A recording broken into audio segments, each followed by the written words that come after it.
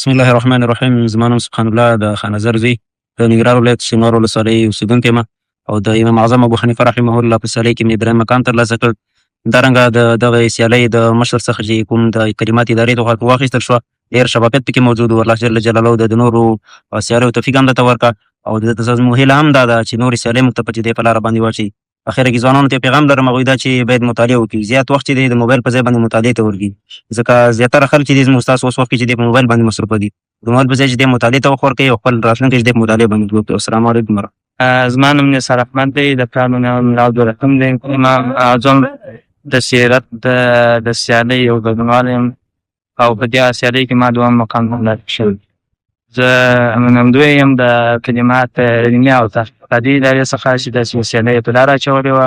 واقعا په زړه پورې سیالي وله، شفافیت یې درلوده او ډېره یوه ګټوره او مؤثره سیالي وله او په راتلونکي کې موږ دا هیله لرو تر څو نور هم داسې سیالۍ د امام صاحب د سیرت، رسول الله مبارک د سیرت او په علمي برخه کې هر برخه کې مثلا تاریخي د اسلام د تاریخ په باره کې سیالۍ په لاره واچوي.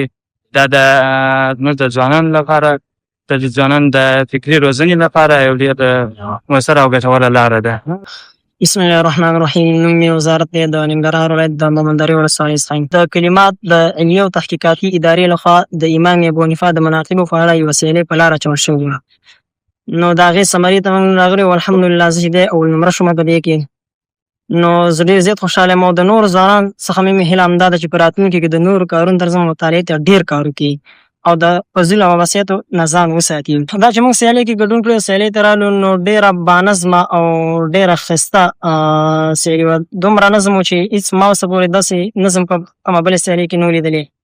نو ډېره خوندوره سیالي وه، ډېره شفافه، ډېره بېحده شفافه سیالي وه او د نورو ځوانانو څخه مې هیله دا ده چې په آینده کې په همدا شان سیالیو کې ګډون وکړي او د کلمات د علمي او تحقیقاتي ادارې څخه مې هیله دا ده چې په راتلونکي کې همدا شان د نورې سیالۍ په لاره واچوي د ځوانانو لپاره.